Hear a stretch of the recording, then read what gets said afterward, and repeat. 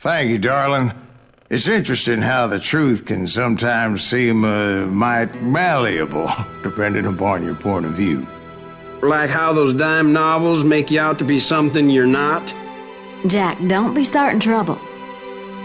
No, he's right. They do tend to exaggerate. Did they exaggerate your part in taking down the Daltons?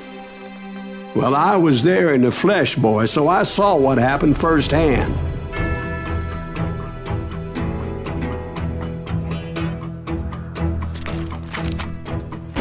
Those Daltons were lawmen once, before they all went bad, robbing banks and trains clear across the territory. Until Coffeeville, of course. I was one of the citizens who took up arms that day. Fighting on the side of right? I did my best, sir. We all did.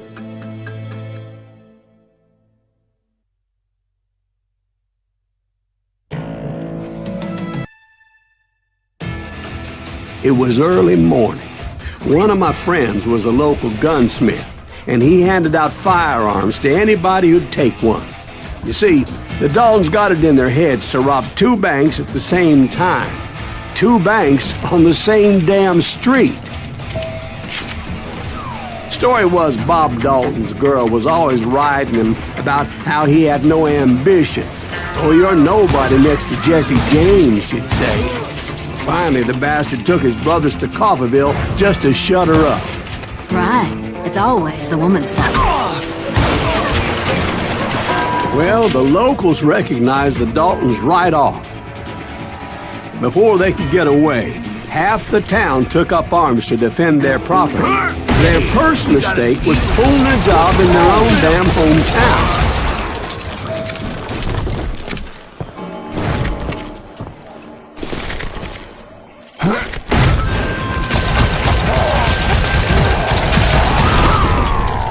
The brothers paid dearly for their stupidity, but everybody knows they had it coming. There's more to it than that. I read all about that day, so I know for a fact that it went down very differently. First of all, it was high noon. A posse of U.S. deputy marshals were on the rooftop across the street. Get ready, boys. They're gonna make a move. The lawmen had been tracking the Daltons for months. Now they finally had them dead to rights. Among them was a bounty hunter feared by many a lawbreaker.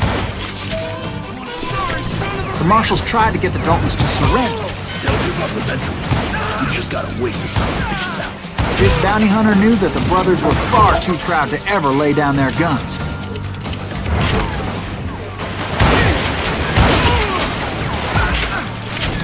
So he went in there alone to confront those criminals. One of the marshals shouted, "Where are you going? Are you crazy?" Hey, where do you think you're going, dumbass? That rifle's mine. But he paid him no mind.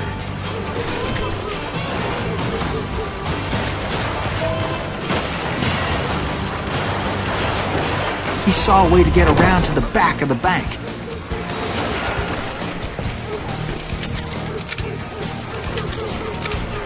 Then he figured out how to hit the Daltons from a direction they weren't expecting.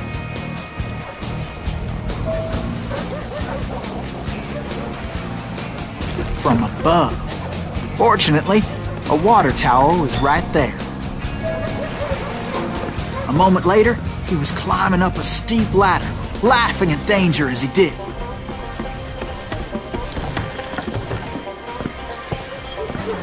It was brave men like him who risked their lives to tame this wild country.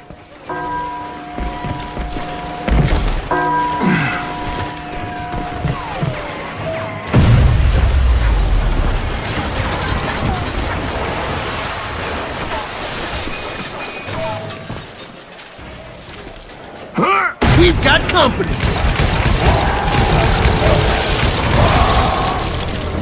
Heroic men like him, who did what other men couldn't or wouldn't to make this country free. Like Jim Bowie, Is that Davy Silas Crockett, Greaves? who died Son of defending a the bitch! outlaws.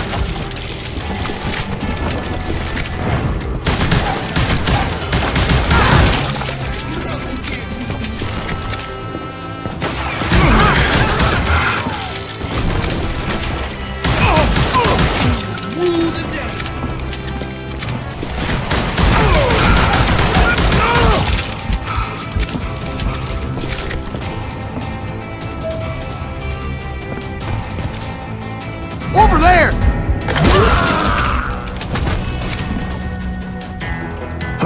That's Silas Greaves. What the hell? Blam! Blam! He came away victorious, taking down those thieving Daltons.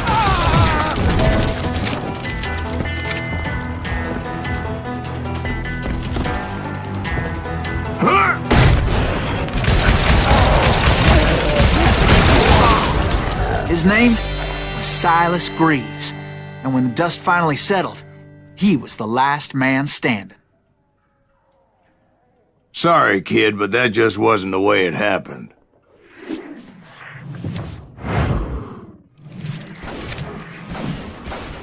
It was early evening, not high noon.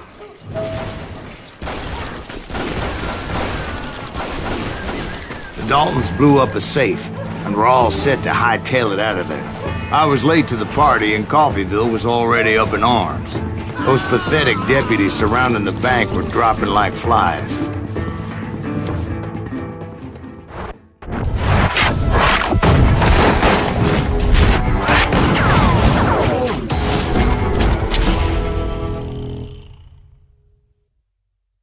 I had been tracking those jokers for months, waiting for them to do something reckless. And finally, they did. Those stupid bastards decided to rob 2 banks at the same time in the same town where everybody knew them. But they still had friends in Coffeyville.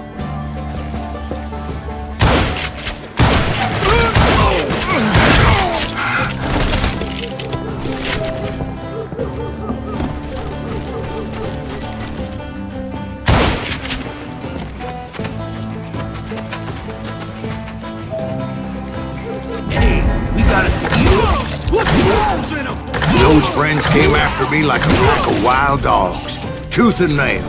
They were coming at me from all directions.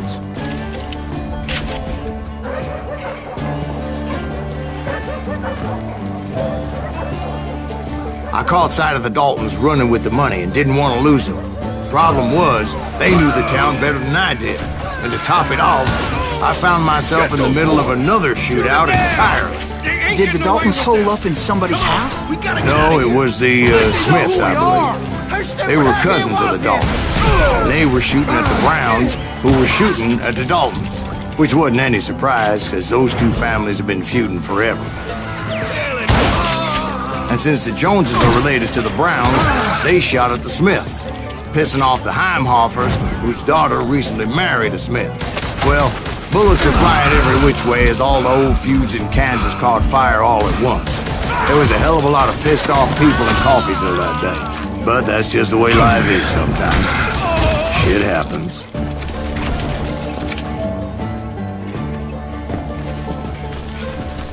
The Dalton boys knew I would never give up.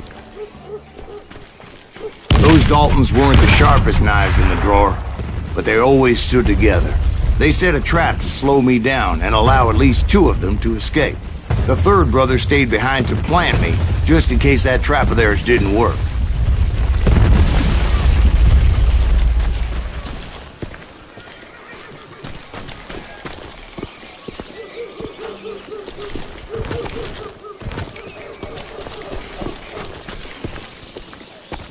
It was Emmett, the youngest.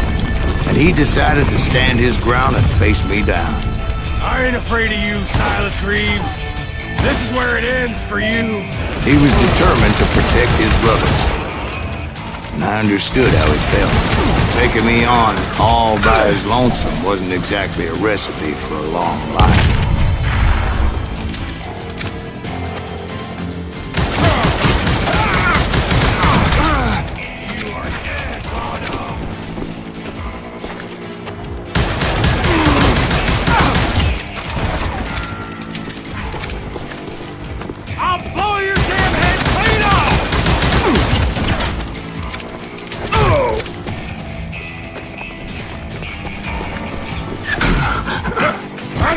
You in half!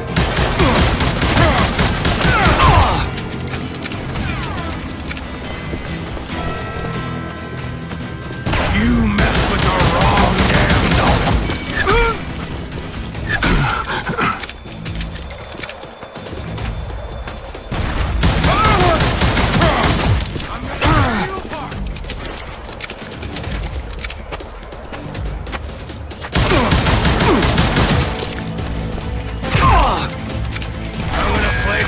where you stand.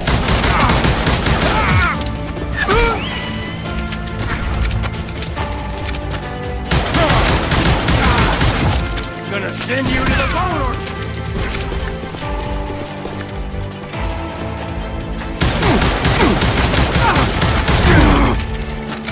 Gonna beat you like a red-headed stepchild.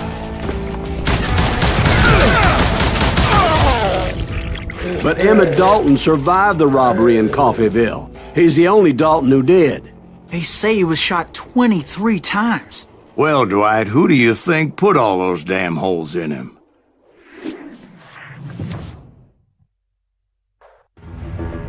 But I have to admit, that boy had grit.